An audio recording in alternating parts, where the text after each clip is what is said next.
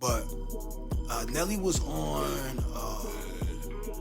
He was on a podcast. I'm sure y'all seen it, man. But Nelly was on a podcast, man, and he was speaking on the eras of hip hop and what's the greatest eras of hip hop, man. Because they was basically saying like right now, it's like artists right now feel that sometimes that they have it more harder for some reason than artists that had it, coming up into the game in the 90s, the 2000s. I ain't even gonna say the 80s because they definitely had it way more harder.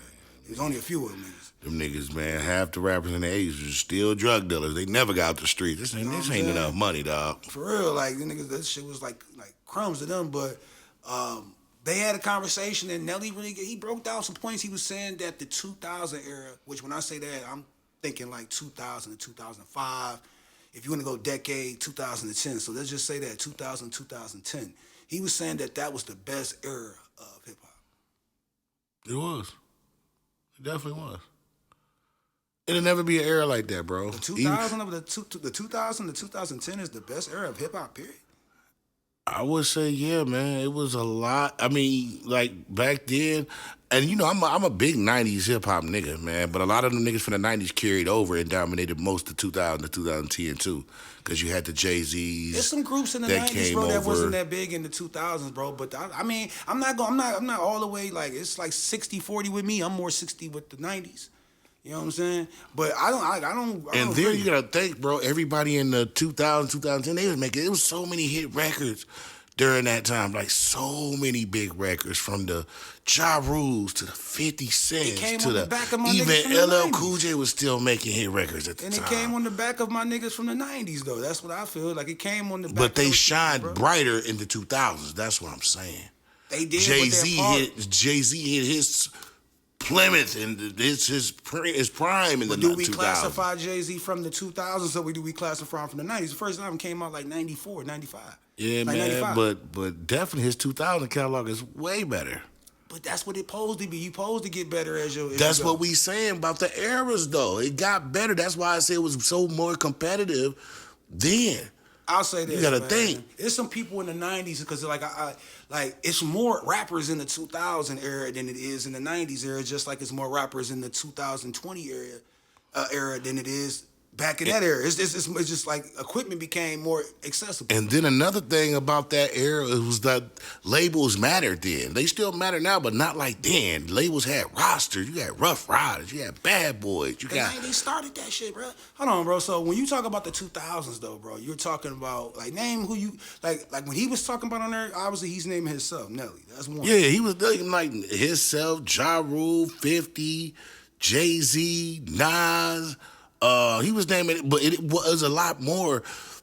I say it like this: it was a lot more, I think, established artists and more hits in that time period. But that takes some. That's kind of like, I ain't gonna say hypocritical, man, but it goes against like the niggas that was in the '90s, bro. That was actually like laying the foundation and getting those numbers. Like they were. You got Death Row, but their foundation flourished in the 2000s, bro. It wasn't no Death Row in the 2000s, bro. It wasn't one.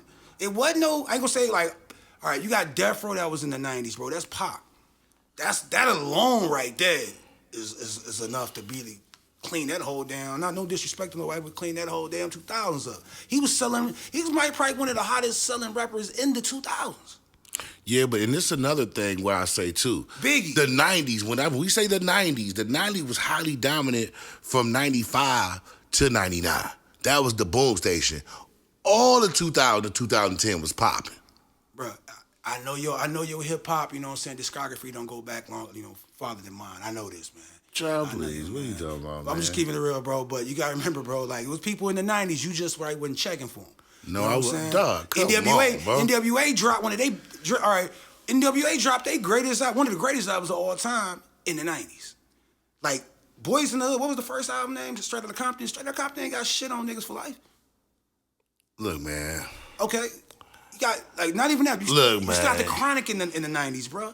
You still got Biggie's both his albums in the 90s, bro. You got Bone Thugs and Harmony in the 90s. You got 8-Ball and MJG in the 90s coming out hard, bro. You got Outkast, Aquemini, Southern Playalistic. What else you want to go, bro? You can go Eminem. You can go Eminem's first album, bro. You can go Jay-Z. You can go Jay-Z's all these people, Hard Knock Life all album. these people flourished. They did put work in the 90s, but they flourished in the 2000s though. What bro. Nas album did he put out that was better than the album that he dropped in the 90s? What Nas album? What Nas album did he put out that was better in the 2000s? What album did he put out in the 2000s that was better than Illmatic? Fuck, what was better? We than know It Was that's Written? his best album, bro. But you got I can't debate that ain't his best album. But he had classic, he had bangers in 2000. I'm gonna go with the 90s, bro. I'm gonna go 90s. If we, all right, I ain't gonna stay on this too long because I know we over an hour, man. But if we was to keep going on this shit, we definitely wouldn't do this for R&B because R&B definitely whooped them niggas' asses, bro, in the 2000s, bro. Oh, for real? I ain't said nothing. Nigga, the 90s R&B definitely crushes 2000s. I ain't shitting on the early 2000s R&B because that shit was fly. Like, they had some shit in the early 2000s that was definitely there. But, like, I'm just saying, I feel like the 90s, they put the groundwork in. It ain't just because of that, but, man, music, like, it was more different artists, I feel, in the 90s than it was in the 2000s, bro. Just keeping it real.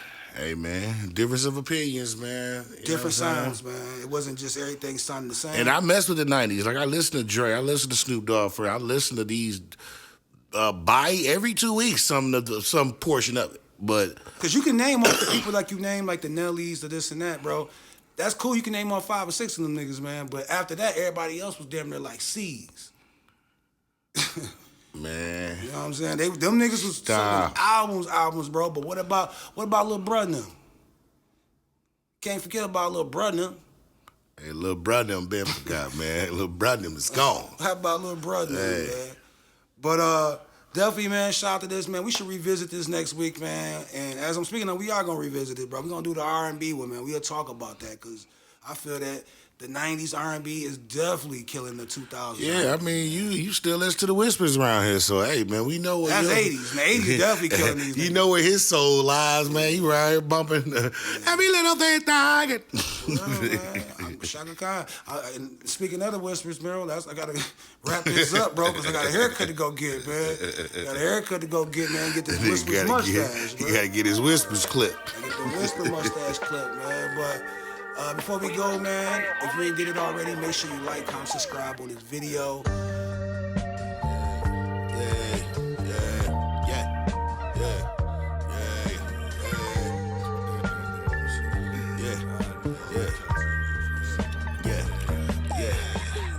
Trill nigga, I'm a 80s baby. Used to hug the block, drop 'em, I'm a crazy. First strap had a body on it. Fuck that.